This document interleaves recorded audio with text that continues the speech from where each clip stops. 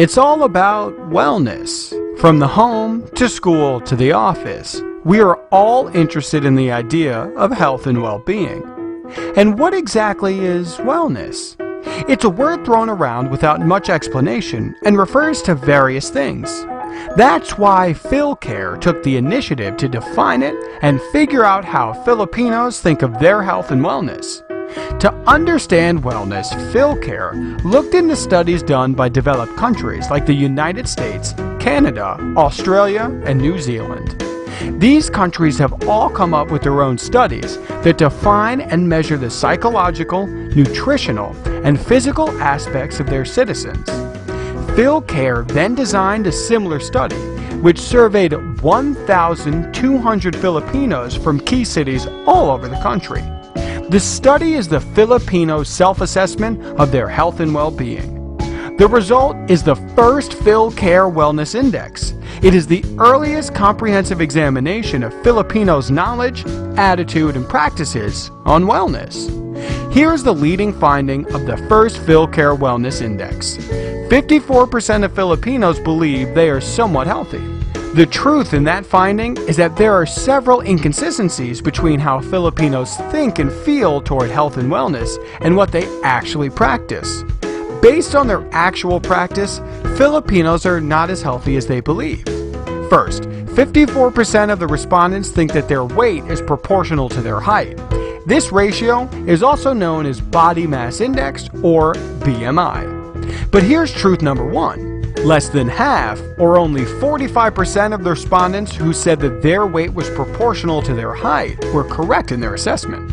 A significant portion, 46%, are actually overweight, and the remaining 8.6% are underweight.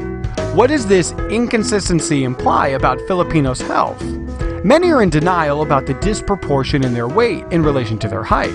This disproportion is a leading indicator of their risk for chronic diseases, such as hypertension, cardiovascular diseases, and diabetes.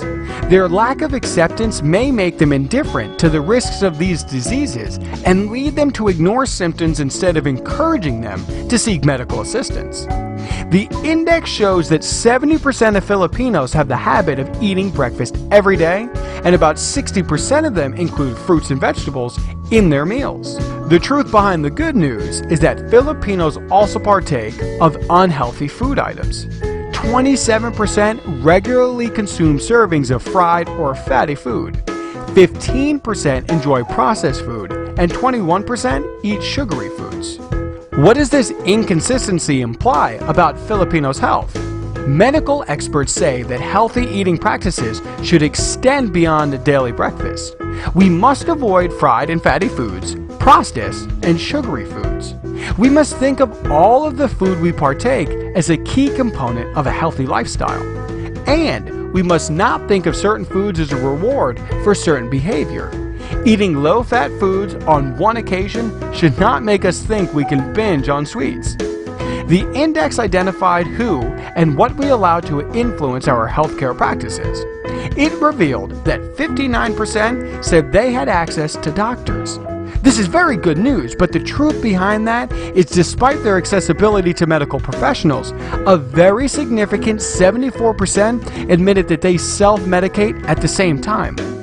What does this inconsistency imply about Filipinos' health?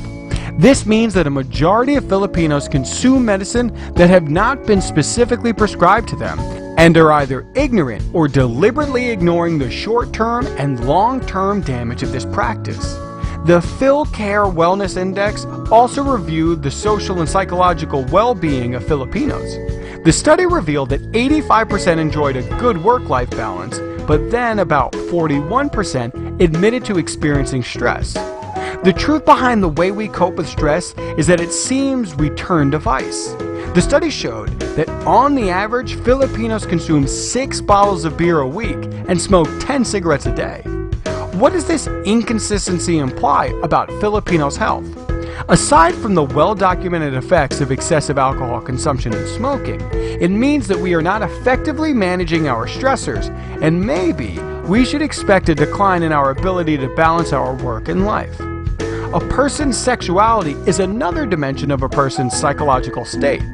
The study shows that widowed and separated individuals have 47% more sex than married couples. The truth in this finding is that intimacy plays a big role in the psychological and emotional health of the two individuals in a marriage. What does this imply about married Filipinos' health? This means that married individuals need to spend more time and effort in maintaining and growing their relationship. Couples with a healthy relationship will naturally find their intimacy expressed in their sexual lives. The PhilCare Wellness Index is the first step toward a culture of Filipino awareness of health and wellness, their knowledge, their attitudes, and practices. The PhilCare Wellness Index is a reputable source of timely and relevant information for the individual, the family, business, and even the government. For the individual and the family, the index can highlight significant trends in health and wellness practices that can be used as a starting point in finding out more about health and wellness. For business, in combination with the survey of their own employees and the industry in which they belong, they can relate and compare trends as such. The index can serve as a benchmark for a company in designing their own employee health and wellness objectives and measurements. It can also provide context for an employer as they craft a corporate employee wellness program that will maximize their investment. To know more about the PhilCare Wellness Index and how to develop and implement a corporate wellness program for your organization, please visit our website. You can also download a free white paper on the first PhilCare Wellness Index. This is your PhilCare. Together, let's make health happen.